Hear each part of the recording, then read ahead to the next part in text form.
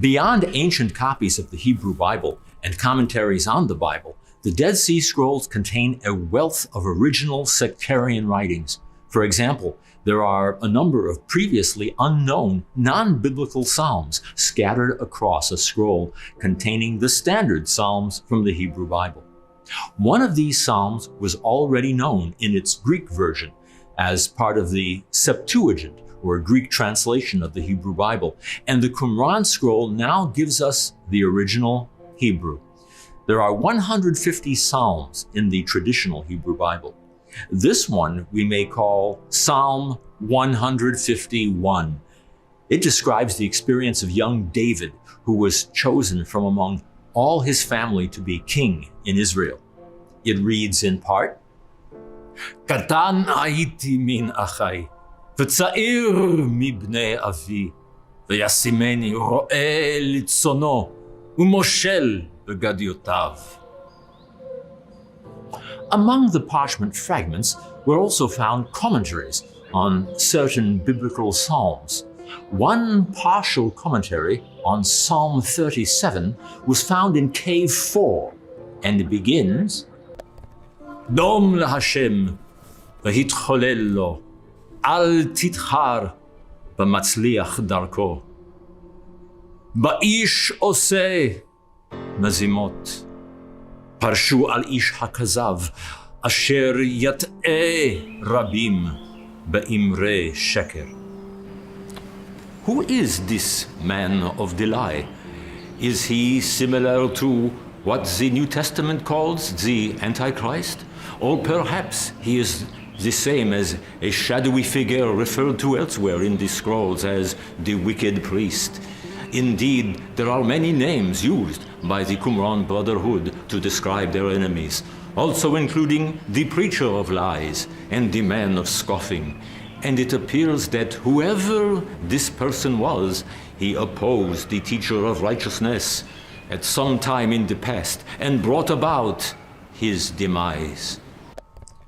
The commentary interprets specific verses of the psalm as referring to the teacher of righteousness, presumably via some clairvoyance. For example, Psalm 37:3 reads, Me'Hashem mitzadeh gever konanu. The Qumran commentary, however, declares that this concerns the priest, the teacher of righteousness, whom God has established to build the congregation. Psalm 37:32 declares, Tzofeh rasha l'tzadik, umevakesh lahamito. But the Qumran text declares, Pashru al hakohen harasha, asher tzofeh hatzadik, umevakesh lahamito, ki hu limed et haTorah, asher shalach elav, va'el lo ya'azvenu, v'lo yarshi'enu, bahashpato. Yet another fragment quotes Psalms 37:14. Cherev patchu rasha'im, v'darchu kashtam lahapil ani ve'evyon. A little textual sleuthing reveals that according to the sect, the teacher of righteousness was himself a priest, and that he was opposed by the so-called wicked priest. The same commentary continued.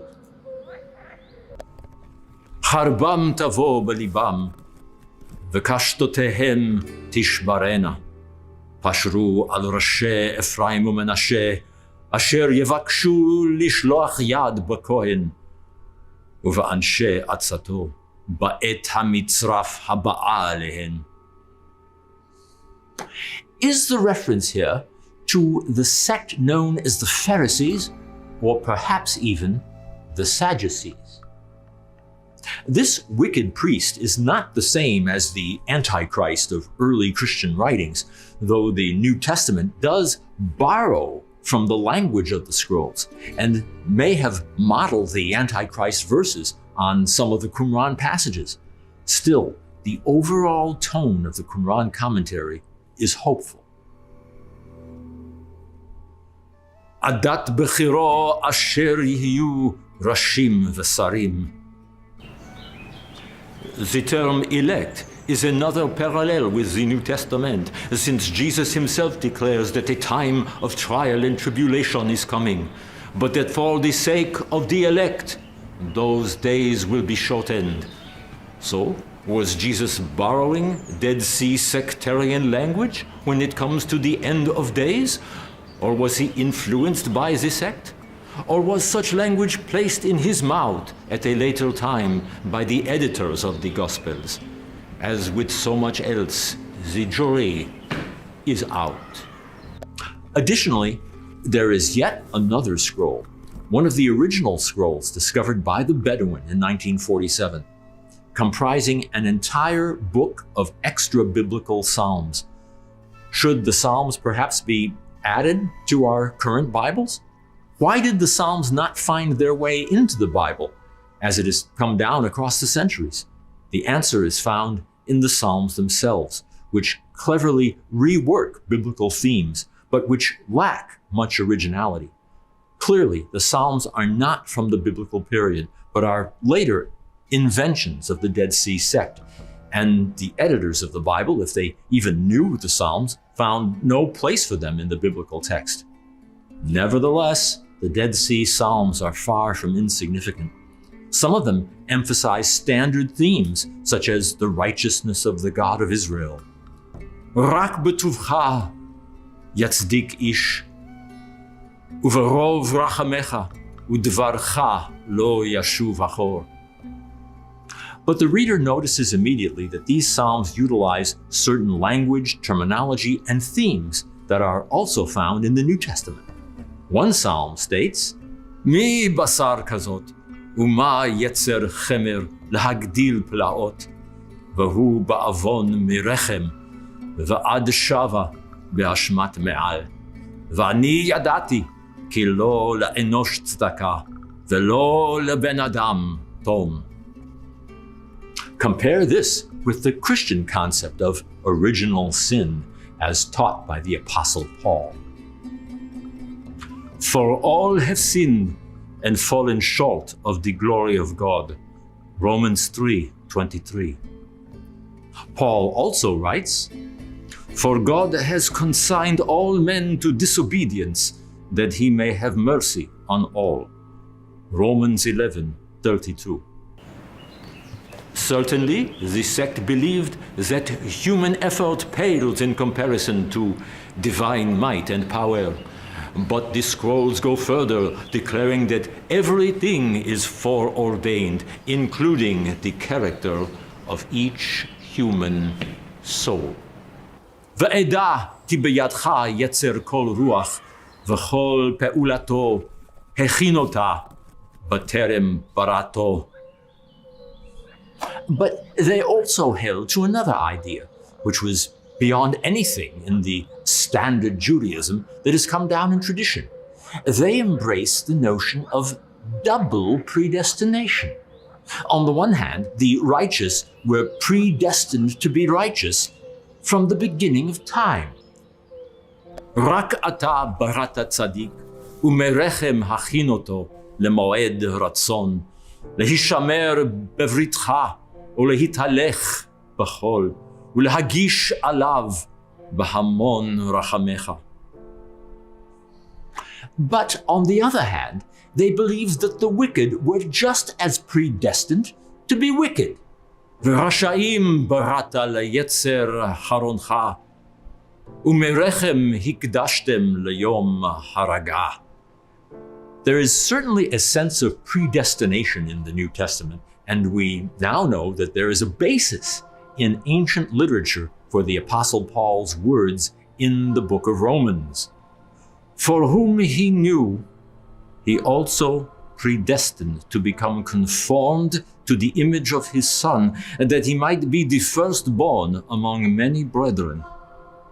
Romans 8:29. The idea of predestination is one of the most difficult problems that Christian thinkers and theologians have ever faced. For if God predestined those who would follow him, what place is there for a person's free will? But by studying the Dead Sea Scrolls, we can get a much better sense of what predestination meant to the ancients and how this idea applies to the New Testament. There is an additional item of mystery we find in the scrolls, as well as the New Testament, a rather well-developed concept of two spirits rus in the world. In the Psalm scroll, we read, Ki lefi rochot tfilem ben tov l'rasha. In other words, people are consumed by two opposing spirits which control them and which God is able to discern. As far as the sect was concerned, a person's character was not so much a choice as a possession. Let's consider another specific passage from the Psalm scroll that sheds additional light on the New Testament Gospels. Odcha adoshem ki samta nafshi b'tzror ha'chaim u'teshoch ba'adi mikol mokshe shachat ki aritzim bikshu nafshi בתומכי בבריתך, בהמה סוד שווא, ועדת בליעל, לא ידעו כי מאיתך מעמדי. Here we find some important sectarian expressions.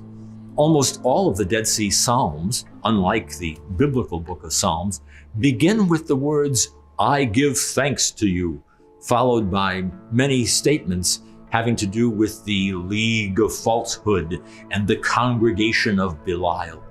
But of course, the sect believed that everyone not within the confines of their own group was in league with Satan and his demons.